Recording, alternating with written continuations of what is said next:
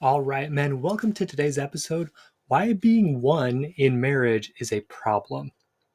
So, you've heard you need to become one in marriage. It's two becoming one, be one flesh, all of that. But it creates issues. So, we're going to go through a little mental exercise together.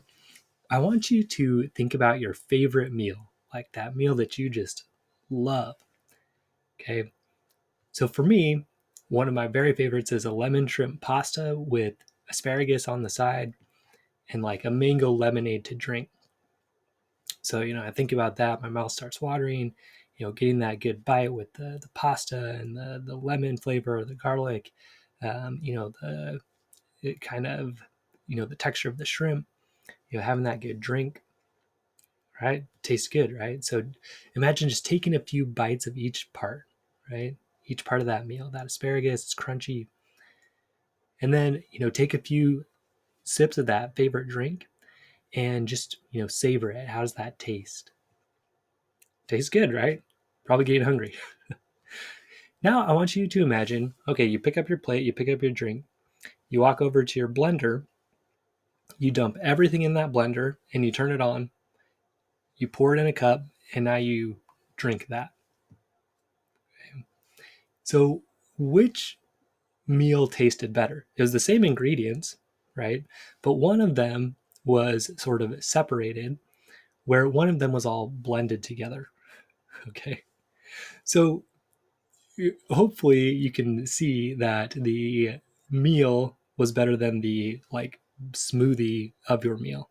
Okay, that's why we don't usually eat baby food. Okay, so each ingredient in that meal, right, it was separate. Like the pasta and the shrimp, they're separate things, but when they come together, it makes something even better. So when everything's blended, though, the experience is, well, it's gross, right? It doesn't taste as good. So in a marriage, this is what we're going for, right? Where we're separate people, we're individuals, but when we come together, it makes something even better. We don't try to blend into each other and become just one kind of mass of people in a marriage. So marriages, they can become overly blended over time. Okay. It's normal. It's natural. This is what happens. Your wife's opinion, it becomes more and more important to you as she becomes more and more important to you. This is normal. Okay. So it's this idea of two becoming one. It's even encouraged, in religion, in media, in, you know, romantic movies, this idea of just two people really becoming this one person together. But here's the problem. Here's what tends to happen is you start to hide who you are and hide what's important to you because you're worried she's not going to like it. Okay. When two become one, you start thinking, well, if she's unhappy, I'm going to be unhappy. Okay, that's the phrase happy wife, happy life, which is a total lie. Don't believe it. Okay. You don't want to be so emotionally fused together that if she's not happy, you're not happy, or you're constantly trying to make her happy. Okay, we'll go into some of the symptoms of this. Okay, this idea, it's what causes resentment. Okay, because you stop doing things that you want to do because you're afraid it's going to upset your wife, and you start doing things that you don't really want to do because you think it's going to make your wife happy. Okay, last week we talked about resentment. The other thing it can cause is boredom or coasting or kind of like a roommate status in your marriage because you're just playing it safe all the time, right? You're not growing. You're just saying, okay, like let's maintain the status quo. Things are okay. Let's just keep it here. But then eventually it gets kind of boring. And that can lead to extramarital affairs. It can lead to pornography. You start talking to somebody saying, oh, I just wish I could be myself in marriage. I just feel like I can't. My wife doesn't like it when I do this and this, when I watch this TV show or whatever. Can't wear the clothes I want, that kind of thing. So then you can start looking elsewhere to express yourself and to get, you know, validation, let's say. What this is about, it's about trying to get validation from your wife, trying to have her tell you how great you are. And so you morph yourself into what you think she's going to like. Okay. And eventually that stops working. So here's some of the signs that you're having this over blending in your marriage. So in the physical aspect, your sex life is not enjoyable. Okay, this is like the what most people will complain about first, Jennifer Finlayson Five calls it the canary in the coal mine, right? Where sex tends to have issues first, okay? Or at least that's what people complain about first. And probably if that's happening, some of these other things are happening. So, like with money, you check everything that you spend with your wife, or you feel guilty when you don't, or you're spending things without telling her and kind of justifying it to yourself. But you don't just tell her, hey, I want to spend money on this. You're hiding it. You choose clothes based on what you think your wife will like. I used to do this a lot. I go to my closet and just think, okay, what's she gonna like, and just put on things that she would want. And I come out and check, hey, do you like this? Do you like how I look? Do you like this cologne? Do you like this? It seems like it should make her more attracted to you, but actually it makes her less attracted because you're just so dependent on her validation. You choose work that your wife approves of, and you turn down opportunities that are more interesting to you or that are in a different location, or whatever. But basically you're shutting down some things that you want to do. You do more than your share of work around the house, and to win her approval, to get attention, appreciation, or affection, you're being the mosquito, or to avoid her being upset. Right? Okay, I'll do this so she doesn't get mad, or I'll do this so that she doesn't have to be inconvenienced. Okay. Mentally, and this is kind of the big thing, you won't bring up what's bothering you because you're worried about upsetting your wife. Okay, you won't say anything that's wrong. You won't say anything that she's doing that's not okay. Or when you do bring it up, you bring it up in just an angry way because you're sick of it, and then you apologize and kind of don't even bring it up ever again, instead of bringing it up in a mature way with her. Hey, I don't like this. Let's work on something that will work for both of us. Okay, maybe over blending again, you might be watching shows and movies that she likes all the time, to where you can barely even remember like what you like. Okay, before you commit to doing anything, you have to see if your wife will let you. Okay, oh, I gotta see if my wife will let me. I gotta see if it's okay with my wife. You might even say the phrase, I have to see if it's okay with my wife, but really what you mean is I have to like get my wife's permission to do what I want to do. Okay, that's over blending. Okay, well, one of the big signs of emotional blending is if I asked you, hey, what's your goal in your marriage, like in your relationship with your wife, what do you want? And you would say, my goal is to make my wife happy. Okay, that's, again, like society says that's a good thing, or even some religions will say like that's a good thing, just try to make everybody happy around you. But the problem is that's over blending, right? If you're trying to make her happy, you can't be happy if she's not happy, and you only succeed if she's happy, which is just a nightmare. Okay, so you don't spend time with your friends or on your hobbies, so you can spend more time at home. You've kind of shut down things you used to enjoy to be with her more. That's over blending. Your happiness depends greatly on your wife's approval or disapproval of you. Okay, so when she gives you attention, appreciation, or affection, you feel on top of the world. She has sex with you, you feel amazing. And then when she doesn't give you attention or appreciation or doesn't have sex with you, you feel terrible. Okay, that's over blending because it's over important to you, your wife's opinion of you. Okay, spiritually, you might practice a religion that you don't really believe in to please your wife. Okay, even in some romantic movies, right? The husband or the wife will convert to a religion, and that's seen as like something so great. Oh, this person will go to this religion for me. But again, that's over blending because you are not being true. This is assuming you're not really being true to yourself, right? You're going to that religion just because you think it'll make your wife happy. And again, society, movies, all that, they say, oh, that's great. Like this person really cares. But no, this is going to lead to resentment. This is going to lead to problems. This is over blending. Okay. You've put yourself in the smoothie. Yeah, it's not going to be good.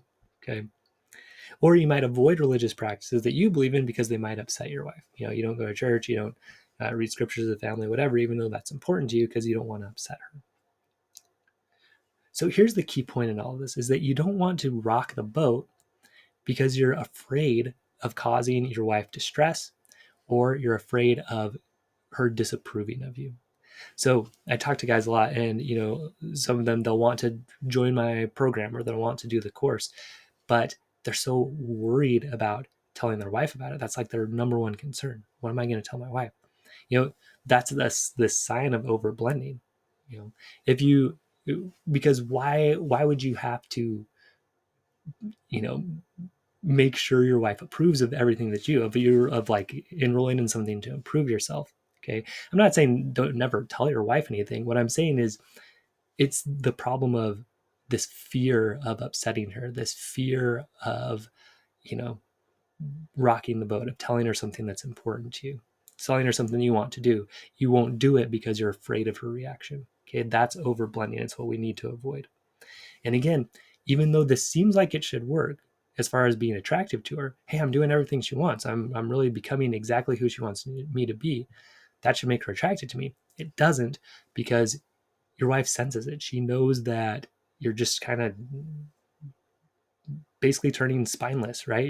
You're turning into somebody that all you're trying to do is make her happy all the time, and it's just not attractive. So Bruce Lee has this quote. He says uh, about being water. He says, "You must be shapeless, formless like water. When you pour water in a cup, it becomes the cup. When you pour water in a bottle, it becomes the bottle. When you pour water in a teapot, it becomes the teapot. Water can drip and it can crash. Become like water, my friend." So this is the overly blended approach that causes problems, right? You kind of just shape yourself to whatever. And if you're doing this in your marriage, you're probably doing it in other places too, where I just spoke to someone the other day and he said, I just feel like I'm always just doing what other people want. I'm always just trying to make other people happy instead of trying to do what I enjoy, right? Um, that's not what we want to be. So it causes problems, guys, because you're not happy. You're trying to make your wife happy at your own expense, and it just doesn't work long term. So instead, I want you to think about being water still, but in this way. So water, it's made up of hydrogen and oxygen, right? Those are um, two separate entities, right? So they both exist on their own. Oxygen exists on its own. Hydrogen exists on its own. But when they come together, they make something even better, right? Water has lots of amazing properties. It can freeze. It can do all these things that in that quote. Um, where hydrogen by itself or oxygen by itself can't do that. But what you have to understand is, like hydrogen and oxygen, they don't dissolve into each other. They don't cease to exist when they become water. Hydrogen's still hydrogen, oxygen's still oxygen. Okay. They exist separately, but they're bonded together. And that's what I want you to think about with marriage, right? You're still separate people, but you have this bond, and then together you make something better. But if you start dissolving into each other, it just doesn't work. Or think about our meal earlier, right? Like it's better, the pasta and the shrimp together are even better than just eating pasta by itself or eating shrimp by itself. Okay, together they're better, but when you blend them into a smoothie, they're gross, right? So you've got to be separate and together. Okay, both. So here's what a properly separated marriage might look like. So physically, you own your sexuality and you tell your wife what you want sexually, and you guys work towards a sexual relationship that you both enjoy and feel good about. With money, you might have individual and joint bank accounts, right? You have some that you spend on whatever you want. She has some she spends on whatever she wants. And you have this joint one that you guys, do vacations together or pay the bills and all that. You develop your own sense of style and fashion, right? You're not always checking with your wife. Do you like this? Do you like this? You have a division of household chores that works for both of you. Okay. You're not feeling like I'm doing more than my share. And you're also not doing less than what your wife thinks is fair. You both feel like it's fair. Mentally, you watch TV, listen to music, read books that you enjoy, and you share those with each other, right? Your separate interests, when you share them with each other, you both grow. This is the biggest one, right? You bring up things that are upsetting you in a productive way, in a way that is useful, not in a way that's screaming or whatever. Emotionally, your goal is for both of you to be happy in your marriage. And you also realize that you are responsible only for your own happiness. You're not responsible for hers, and she's not responsible for yours. Okay. It's not to mean that you're a jerk all the time. It just means that you understand, okay, we both need to be happy for this marriage to work. I'll be responsible for mine, you be responsible for yours. We'll work together and find things that work for both of us. Okay. Understand you can be happy even when your wife isn't, especially if your wife struggles with like depression or anxiety. Like if you think like your wife has to be happy for you to be happy and she's struggling with depression, you are in for a lot of trouble. So understand Like, she can be depressed and be struggling with that, and you don't have to be depressed too. Like, you can be there with her, you can support her, but you don't have to be depressed. Okay. You spend time with friends and on hobbies. You spend time apart so that you can grow yourselves, become your best self, and you spend time together. Okay, it's not all together all the time.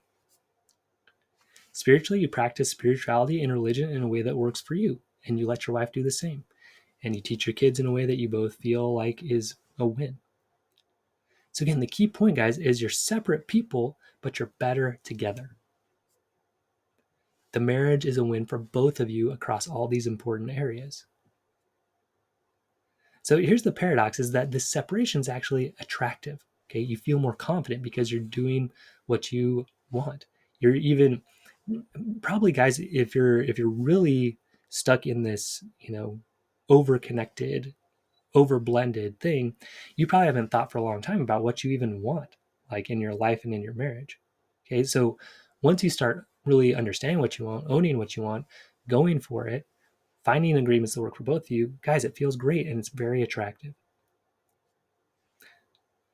So here's what you need to get to this kind of marriage, right? You need self-confidence. These are the skills you need. You need self-confidence. Know that you're valuable. Your opinions matter. You deserve to be happy in your marriage just as much as your wife does. Okay? You don't deserve to be happy more than she does, but you also don't less. You don't have to hate your life, right? To be married. You want to both be enjoying your lives together. You need to have the skill of communication. You need to understand her at a deep level and express yourself clearly so that you can then collaborate and get to wins that work for both of you. You also need the skill of emotional management, because a lot of times people try to communicate. They'll try to say, hey, here's what I don't like. And then it'll turn into like a screaming match because they don't know how to manage their own emotions. Okay?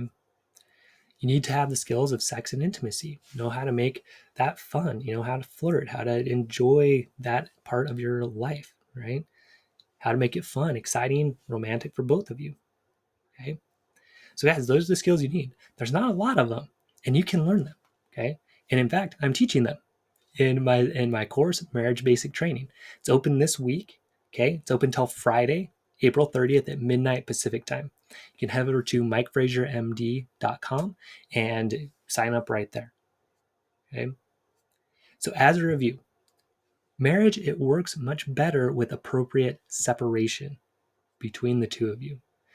Remember the meal, right? That lemon shrimp pasta, it's a lot better with shrimp and pasta separate than it is put in a blender and, drink it, right? That's gross. So be separate, but together, collaborate, right? Or think about water, right? There's hydrogen and oxygen. They remain separate, but together they're even more powerful, right? They can do even better things as a combination. Okay, that's how you want to think about your marriage, right? So being your own man, like knowing who you are, being that hydrogen, that strong hydrogen, right? Being that pasta, right? Being that pasta. So you are who you are, right?